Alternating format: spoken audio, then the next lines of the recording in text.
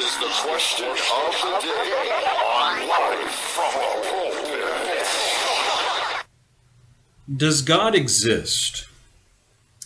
Well, that's a very good and a very important question. You see, if there is a God, a supreme being, then there is one to whom we are accountable for how we live and how we behave. But if there is no God, then there is no moral lawgiver, and so there's really no moral standard by which to differentiate between good and evil. The very reason and purpose of our existence hinges on this very good and important question. Does God exist? When it comes to the existence of God, I want to point to two things that you already know. You know these things. The first is, when you see complex design in anything, you know it demands a designer. A classic example of this is finding a watch in the woods. You're out on a hike in the woods, you stumble upon a watch. Would you think that that watch just sprang into existence over the course of millions of years through slow, unguided changes to the point that it is a fully functional timepiece? Does that make sense? Of course not. You would naturally conclude that Swatch or Timex or Casio or whatever company built that watch designed it. In a similar fashion, when it comes to the universe, our world, our body, the complex design that you find in those demands a designer, and the designer is God.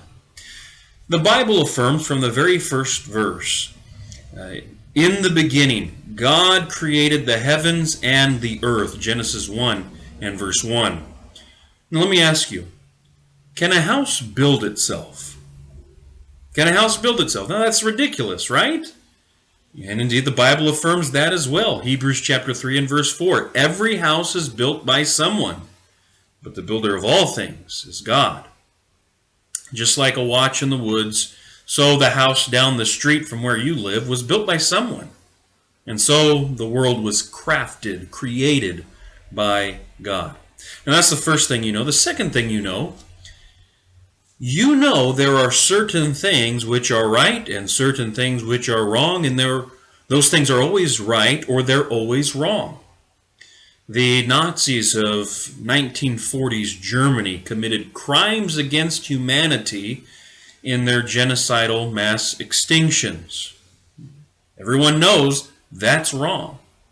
Things like rape and child abuse, those are gross offenses which must be punished criminally. Yes, evil exists in the world. But if we are to assume that there is such a thing as evil, we must also assume there is such a thing as good. And to assume that there is such a thing as good and evil is to assume that there is a moral law by which we can differentiate between good and evil. And if there is a moral law, there must be a transcendent moral lawgiver who has given us this moral law.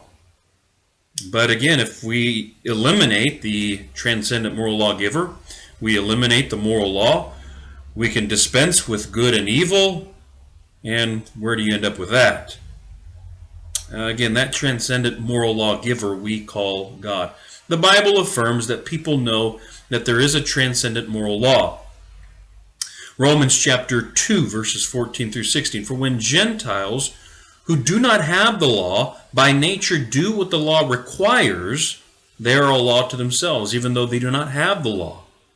They show that the work of the law is written on their hearts, while their conscience also bears witness, and their conflicting thoughts accuse or even excuse them on that day when, according to my gospel, God judges the secrets of men by Christ Jesus. Again, that's Romans 2, verses 14 through 16.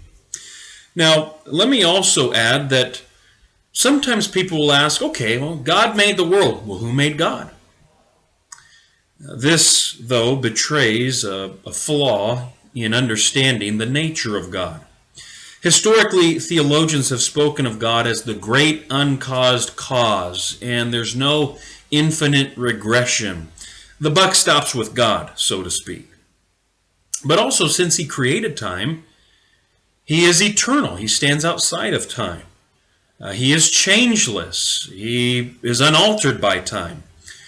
Since he transcends time and space, he also must be immaterial, or the biblical word for that is spiritual. The greatest questions in life that we must deal with have to do with origin. That is, where did we come from?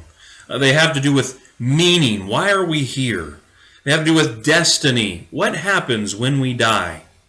They have to do with the reason why we're here. What's the purpose of life? And of course, morality. What do I do? How do I behave? If there is no God, we came from nothing for no reason at all to end up as nothing. So do whatever you want. Our existence is purposeless without God. But if, or maybe since, God exists, he created us. That's where we came from. So that we might learn about him. That gives us meaning in life. So that we might pursue those things which please him. That's morality. And so that ultimately we would be with him for eternity. That's destiny. All for his glory. That's the purpose. Does God exist?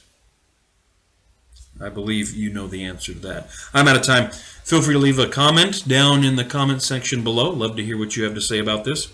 Follow me on Twitter at InPulpit. Like the Facebook page, Life from the Pulpit on Facebook. Stop by the Life from the Pulpit blog, LIFE from the pulpit.wordpress.com. Stop by the Live from the Pulpit podcast, LIVE from the pulpit.wordpress.com. And as always, grace be with you all. Thanks for listening.